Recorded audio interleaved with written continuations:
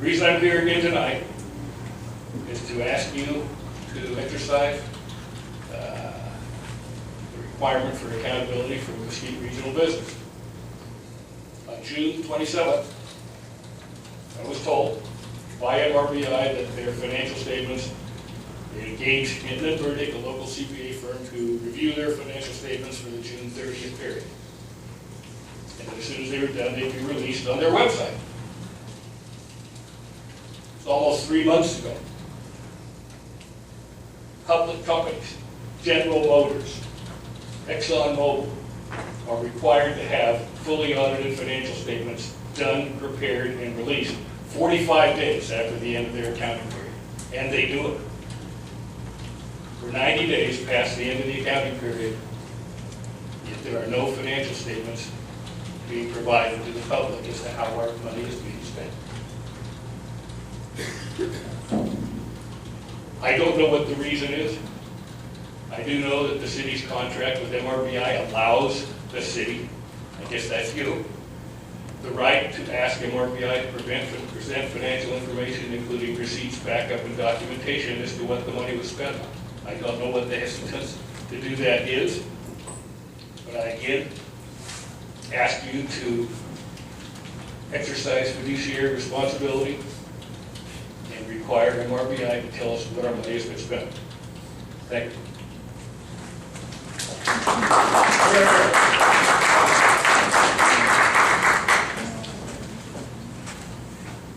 Mayor, Council, good evening.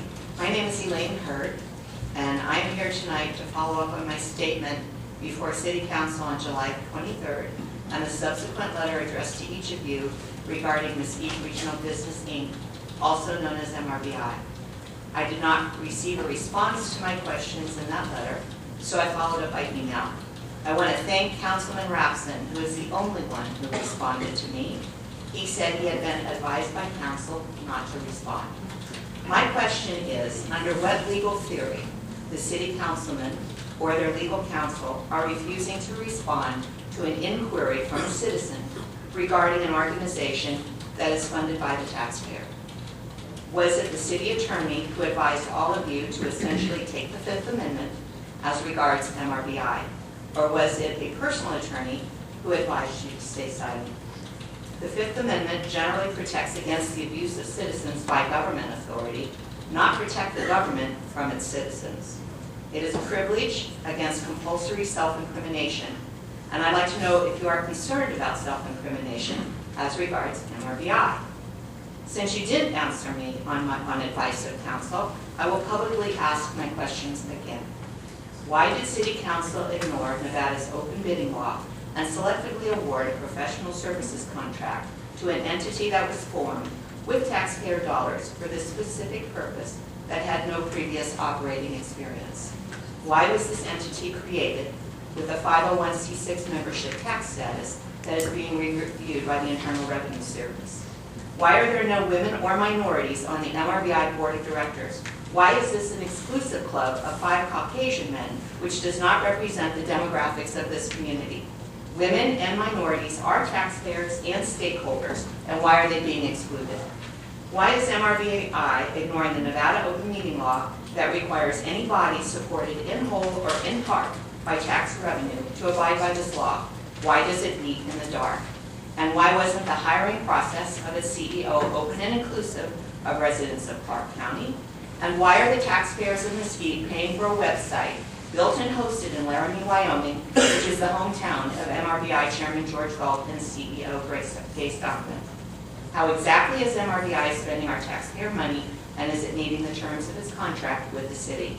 When will you ask these questions? I request you take steps to hold MRBI accountable and ensure transparency to the taxpayer. Thank you.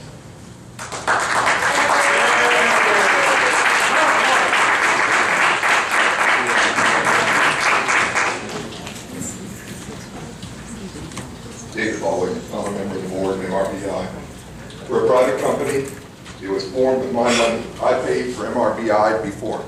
It was not formed with any money from any taxpayer. It came out of my pocket. So falsehood number one. We have complied with all requirements of the city from the beginning. comply with the contract. Considering the formation of the website, Gay Stockman built the website. It's only a hosting service. There are no hosting services in Mesquite.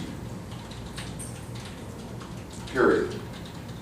We use that because there's tools available to allow Gay Stockman to build the site herself. We didn't go out and pay anybody to do it. She did it herself. The outreach to Clark County. There was outreach from Clark County. We had 3 applicants from Clark County.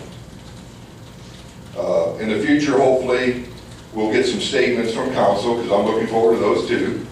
But there are people in this council that understand specifically that we reached out to people individually in Mesquite specifically to be on this board. There were no qualified people. We hired qualified people. We had a process. We explained this process to members of the complaining group. They don't care to understand what the process was of hiring. So let me put it this way. We are a private company. We are not public. We have no requirement to publish. We're not traded. We are funded. We have other funding. This isn't the only funding. We've received a $50,000 grant for operations from the USDA, independent of the city. So that's going to be allowed us to have a revolving fund for business growth in this town. So there's a lot of effort being done on behalf of Mesquite. So if we want to continue to recycle the falsehoods that the IRS is investigating this, they're not. There's no investigation of MRB by the IRS.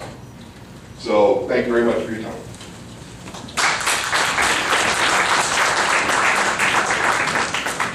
Ms. Hunt. Thank you, Mayor and Council. I just wanted to set the record straight. I planned on talking about this anyway because of the letters I know that you've received and emails and the claims that have been out in the community. There is no need for any of the council or the mayor to claim a Fifth Amendment right on the MRBI issue because as far as the city's concerned, it was done legally when it was set up by the city, the things that were done. There is no claim. However, I have advised the mayor and council not to speak to it because there's been an AG complaint that was filed claiming that it violates open meeting law, that it wasn't formed correctly, and a number of other things. It is the city's duty to stay out of it and not make comments until the Attorney General's office has ruled on that.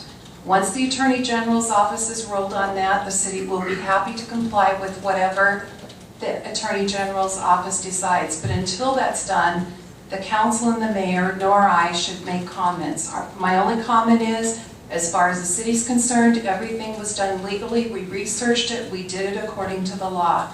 However, we'll wait for the Attorney General's opinion. Thank you. Thank you, Ms. Hunt. Hi, I'm Bill Hurd again. I'd like to thank the city attorney for responding on some of the MRBI questions so we understand better what the situation is.